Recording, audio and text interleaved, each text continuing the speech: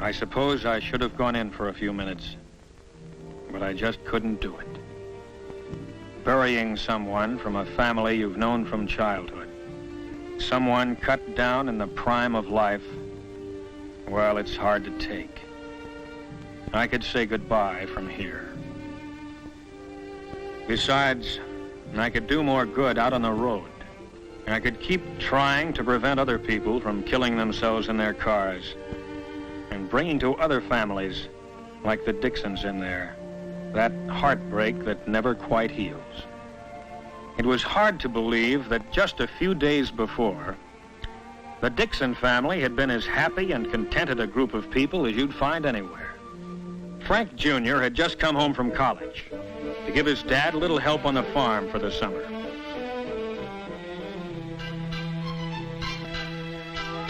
He was a chip off the old block, studying scientific agriculture at school and getting ready to follow in his dad's footsteps. Frank's girl, Betty Hutchins, had been waiting for him, of course. Everyone knew they'd be getting married before too long. Mr. Dixon's new tractor had just arrived down at the Union Pacific freight station, and they all went down to inspect it. Frank's kid brother, Alan, had just taken his driving test a week before. Alan sure wanted to drive his dad's new tractor, but until he actually received the license, Dad Dixon wasn't letting him on the highway, not even on a tractor.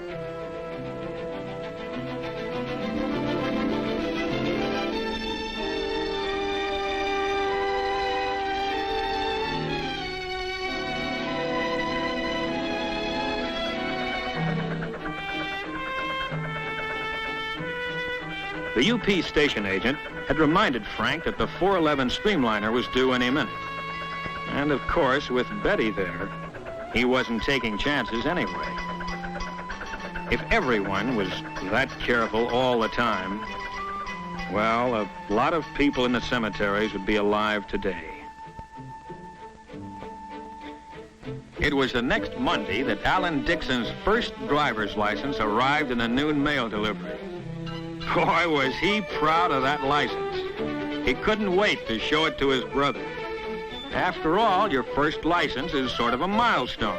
It means all the roads are now open to you. He was proud of the license, naturally. And just as naturally, wanted to make use of it on any errand that his dad or his mother or his grandfather could think of. The only trouble was, I had to choose that moment to drive in and spoil things. Of course, when you've known a family as long as I'd known the Dixons, they don't treat you as a cop, but as a friend. Well, thanks, Miss Dixon. Looks like you're going to have another Dixon to worry about, Hal. Alan got his driver's license. Oh, is that right? Well, let me see it, would you? You bet. Well, I guess that makes it official. When'd you get it? Just came today. Oh, just today, huh? Why'd I see you out driving on Highway 30 yesterday morning?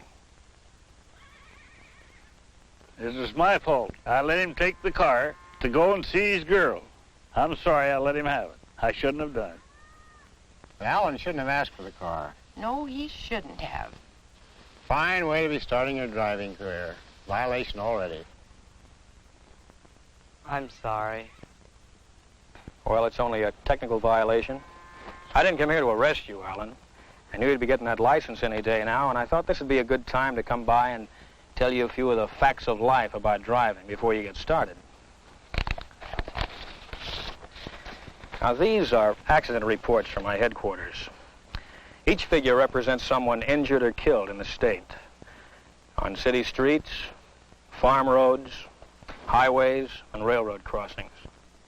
All the facts and figures are here. Well, some of them you've read about in the papers. Big, spectacular crashes caused by terrific speed, or drunk driving, or some other form of what I call near insanity. But most people only squeeze the law a little. At stop signs, in restricted speed zones, and the like. Little violations that most people get away with time after time. Maybe getting a ticket, or a warning like Frank Jr. did, but without getting hurt. But those little violations, those little chances you take day by day, that's where you start playing roulette with your life. You're taking a big gamble with your life when you violate a no passing line on the road. You're taking a big chance on the car in front when you follow too closely at highway speeds. Maybe a man will do these things 100 times in perfect safety. Squeeze the law and nothing happens. But don't forget that other law, the law of averages. Sooner or later, it catches up with you.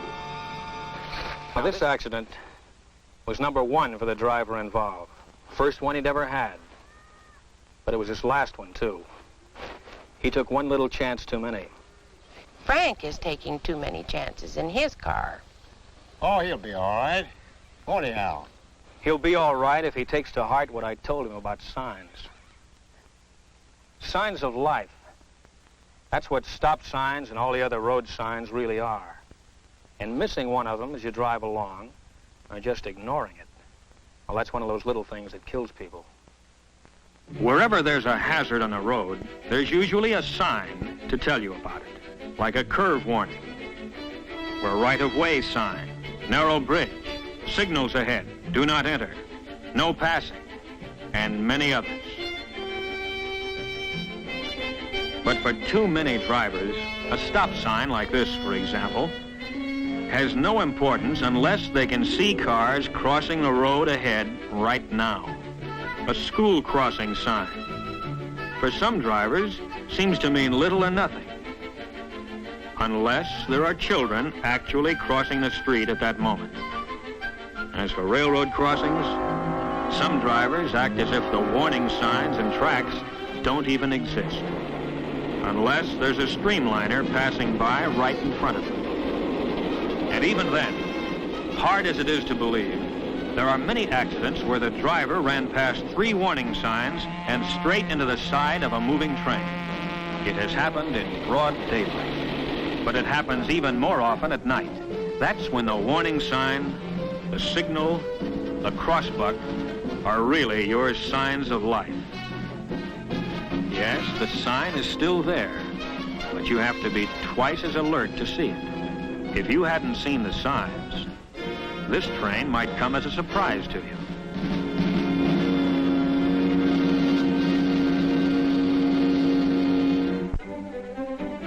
Traffic signs and signals that are so easy to see in the daylight become easier to miss as the sun goes down.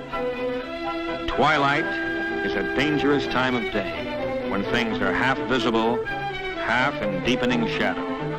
Main Street at night becomes a maze of lights and neon signs, all competing with one another to catch your eye. But where's the traffic signal? Oh, there it is, almost lost against the other lights beyond. Even the blinking red light of the railroad wigwag is hard to pick out sometimes. But night or day, these are your signs of life, whose purpose is to keep you alive. It's a strange thing, but some people actually resent traffic signs and traffic laws. How come? Cramps their style. They figure rules are for the other fellow, not for good drivers like themselves. Here's one like that. Robert Bainbridge. Bainbridge? From Meridian High? Yeah. Oh, I know him. I ran against him on the track team.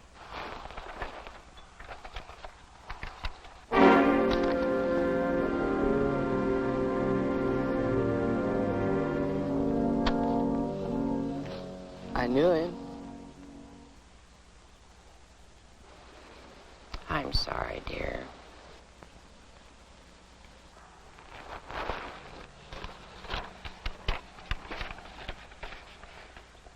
Robert Bainbridge, age 17. Occupation, student. Place of accident, Lone Tree Road near Meridian. Date, June 2nd. Time, 4:17. Weather clear and dry.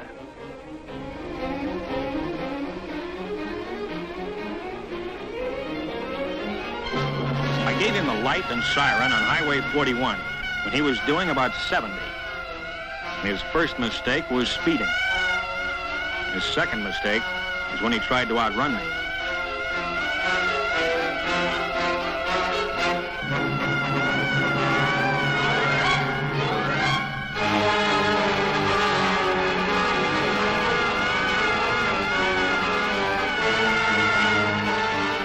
Then he turned off into Lone Tree Road.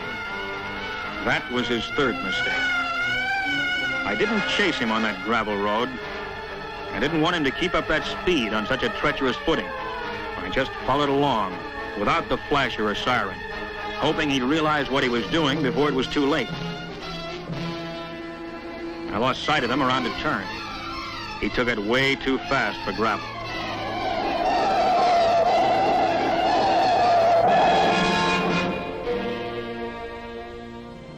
When I rounded the turn, the road ahead was empty. I knew what had happened even before I found the car. Of course, the boy had tried to stop when he felt his car going out of control, but he never had a chance.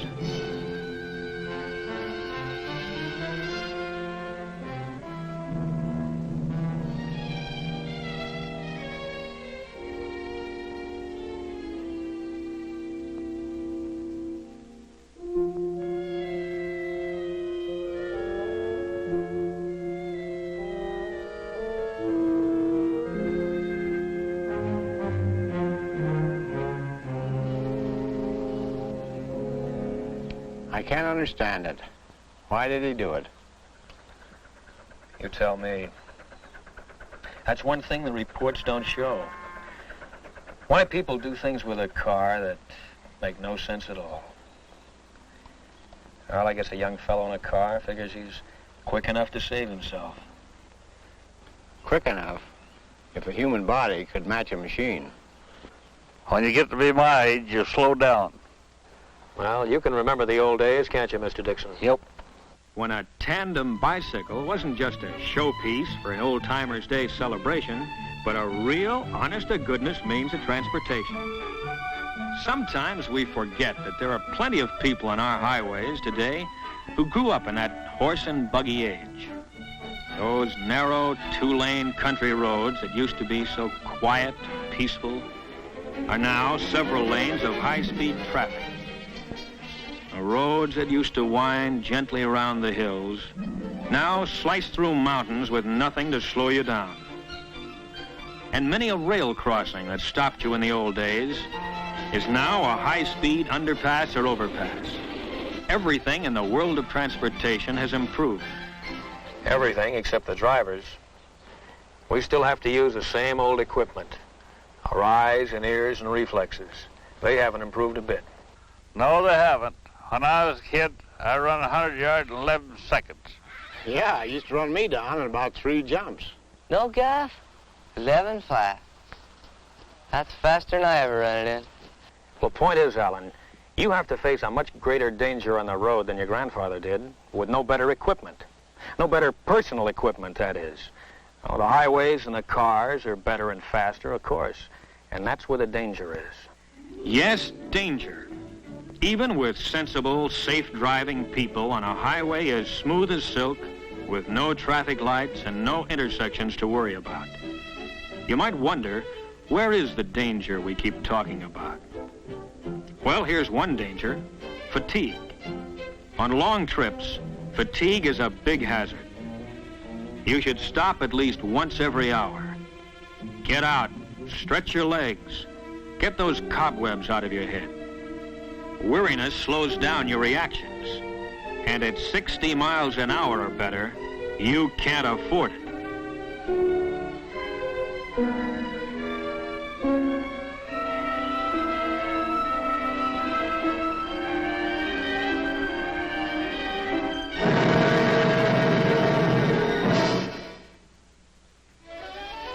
And here is still another danger: lack of attention to the road.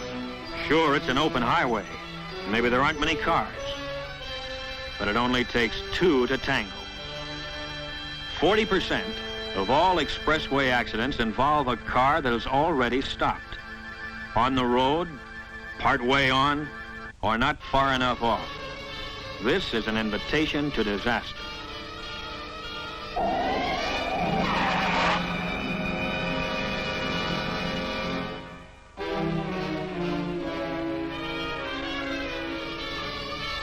Here is another hazard of our superhighways that we patrolmen see all too often.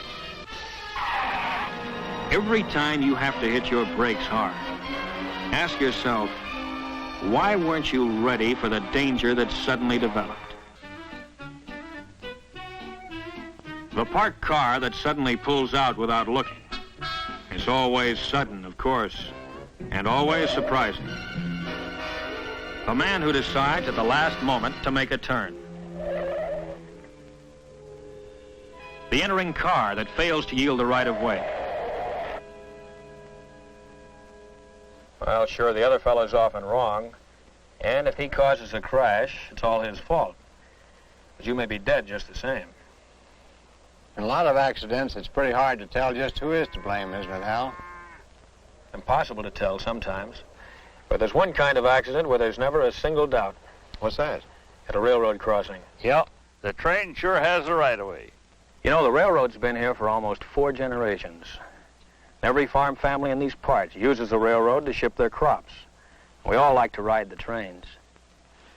But why is it so many people don't see the trains at the crossings? It seems impossible that anyone could fail to see or hear a train in motion. A locomotive is certainly big enough, and the train of cars behind it may be as much as a mile long. And yet, many people who have lived through a crossing accident will say, where did the train come from? I never saw it until it was right on top of me. Where did it come from? Well, it came on the rails. It couldn't come from anywhere else.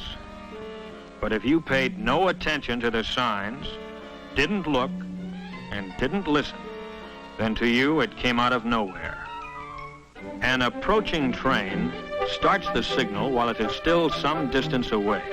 Never try to guess how far away. Don't guess at all. And don't be impatient, because the train's coming and it can't stop.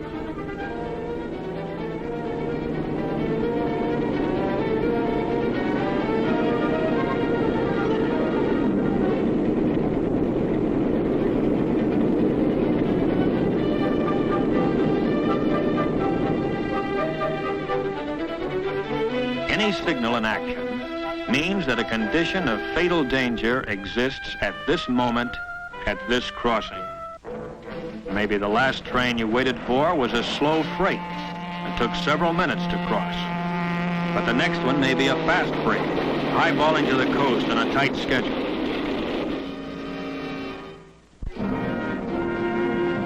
Remember that many freight trains today are faster than passenger trains of 15 years ago. Many crossings have more than one set of tracks, each one a separate hazard. When you cross, make sure all tracks are clear. Yes, don't let a double track double-cross you. Stop, look, and listen, the crossbuck says. All right, let's listen.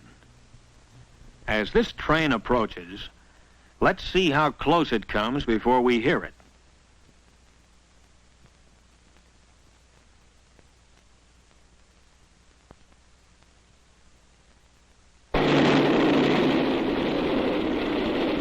Now, where did that train come from? Where does any train come from? It comes on the rails, of course. And who gets killed at the crossing? Someone who's crossed that same track at the same place 1,000 times before. But just one time he didn't look. One time is all it takes.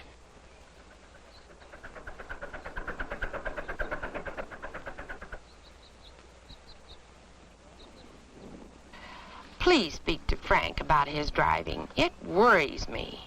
Okay, I will. I'll do it tonight. I surrender, Hal. I give up. What's the charge? No charge, Frank. I'm just giving Alan some free advice now that he's a licensed driver. Boy, I remember that advice you gave me the other day at the stop sign. Well, you keep it in mind. I will. Dad, can I take the car into town now? Okay, Alan, go ahead. But take it easy. Oh, I'll be real careful. Goodbye. He'll be all right. Look at the guy go. Hey, maybe we better go along with him, make sure he gets there all right. Okay, buy me soda. Okay, fine. Goodbye, everybody. Bye.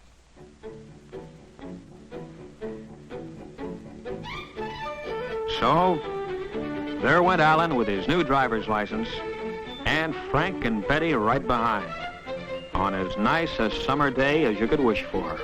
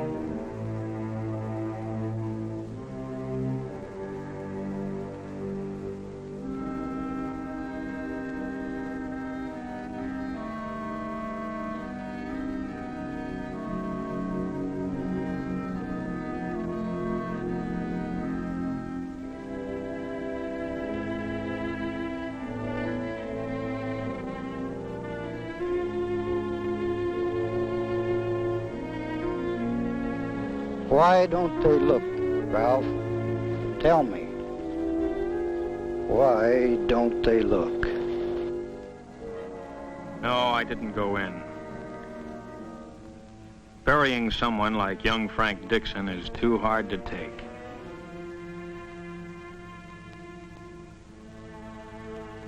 My place was out on the road. Out on the road, I could at least try to keep other people from killing themselves in their cars. So if the next car I stop happens to be yours, don't tell me you were only speeding a little, only breaking the law a little, only doing something a little bit wrong. Save that for somebody else, brother, because I see too many little follies that end up with someone a little bit dead.